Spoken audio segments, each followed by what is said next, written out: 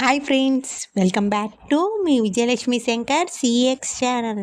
మీరు క్యారెట్తోనూ బీట్రూట్తోనూ సపరేట్గా ఫ్రై చేసుకుంటూ ఉంటారు కండి. నేనైతే ఈ రెండింటిని కలిపి ఈరోజు క్యారెట్ బీట్రూట్ ఫ్రై స్పైసీగా టేస్టీగా సింపుల్గా తయారు చేయడం నేర్పిస్తానండి. చూడండి, చాలా బాగుంటుంది. రైస్లోకి రోటీలోకి చాలా బాగుంటుంది. ఒకసారి ట్రై చేయండి. దీనికి కావాల్సిన పదార్థాలు: క్యారెట్ అండి. క్యారెట్ని ఇట్లా పీల్ అంతా తీసేసి నీట్గా లేతగా ఉన్నవి ఫ్రెష్గా ఉన్నాయి తీసుకోవాలండి.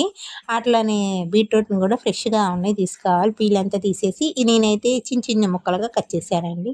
మీకు చిన్న చిన్న ముక్కలుగా కట్ చేసుకోవాలి.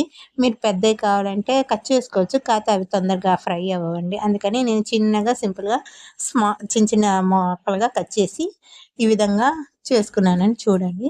ఇది చాలా ఉడకడానికి కూడా తొందరగా, అదే ఫ్రై అవ్వడానికి కూడా తొందరగా ఎక్కువ టైం పట్టదు చిన్న చిన్నవి కట్ చేసుకుంటే.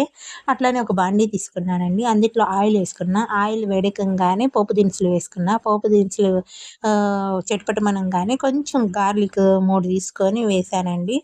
చాలా టేస్ట్ కోసం బాగుంటుందని. అవి కూడా ఫ్రై అయిపోయినాక నేను క్యారెట్లు కట్ చేసుకున్నా కండి, ఆ ముక్కల్ని కూడా ఇందులో వేసుకున్నానండి. వేసుకొని బాగా మిక్స్ చేసుకుంటూ ఒక 5 మినిట్స్ హై ఫ్లేమ్లో పెట్టుకున్నానండి. అదేవిధంగా మనం బీట్రూట్ని కూడా కట్ చేసుకున్నాం కానీ చిన్న చిన్న ముక్కలుగా, ఆ బీట్రూట్ ముక్కల్ని కూడా ఇందులో వేసానండి.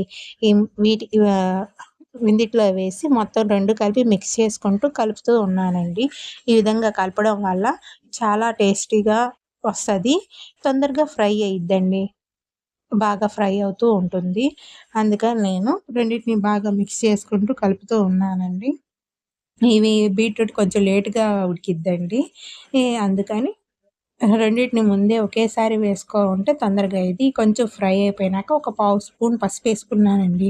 పసుపేసుకొని బాగా మిక్స్ చేసుకోగానే దానికి తగ్గట్టు, రుచికి తగ్గట్టు కొంచెం సాల్ట్ వేసుకున్నానండి.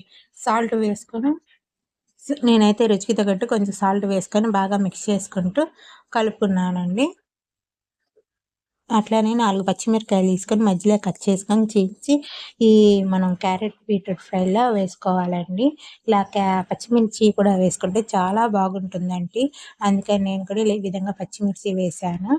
నేనైతే ఈ పచ్చిమిర్చితో పాటు ఆనియన్స్, క్యాప్సికమ్ కూడా మొత్తం 4 కలిపి కూడా ఫ్రై చేసుకోవచ్చండి. చాలా టేస్టీగా ఉంటుంది. నేనైతే ఆనియన్స్‌ని, క్యాప్సికమ్‌ని స్కిప్ చేసేసానండి. జస్ట్ పచ్చిమిర్చి మామూలుగా వేసుకొని బాగా ఫ్రై చేసుకున్నానండి.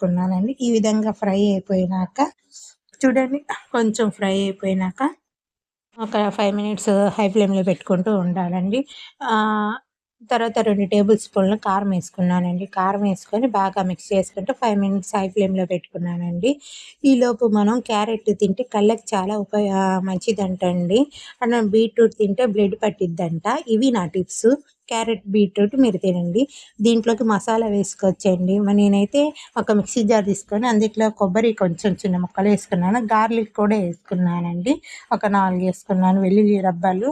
అట్లనే సాల్ట్, చిల్లీ పౌడర్ కూడా రుచికి తగ్గట్టు వేసుకొని మొత్తం చిన్న పౌడర్లా చేసుకున్నానండి. మరి బరకగా కాకుండా క్రంచీగా కావాలంటే క్రంచీగా కూడా చేసుకోవచ్చు. మెత్తగా కాకుండా ఈ విధంగా చేసుకొని మనం ఆల్రెడీ క్యారెట్ బీట్రూట్ ఫ్రై చేసుకున్నాం కండి. ఈ విధంగా బాగా ఫ్రై అయిపోయినాక ఆ శనగపప్పు కారం పొడి వేసుకొని బాగా మిక్స్ చేసుకుంటూ కలిపితే బాగా ఉంటుందండి ఈ టేస్ట్. ఈ శనగపప్పు కారం పొడి బదులు మనం కోకోనట్ పౌడర్ అంటే కొబ్బరి కారం కూడా వేసుకోవచ్చండి. ఇది ఫ్రైలకు సూపర్గా ఉంటుంది. రెండిట్లో ఏది యూస్ చేసినా కానీ చాలా టేస్టీగా ఉంటుందండి. ఒకసారి తింటే మళ్ళీ మళ్ళీ తినాలనిపిస్తుంది. ఇది చాలా రైస్లోకి, రోటీలోకి చాలా బాగుంటుందండి. ఒకసారి ట్రై చేయండి. పిల్లలకి స్నాక్ బాక్స్లో ఈజీగా ఉంటుందండి. చూడండి, చూస్తుంటుంటే నోరు ఊరిపోతుంది. విడిగా కూడా మీరు తినొచ్చు.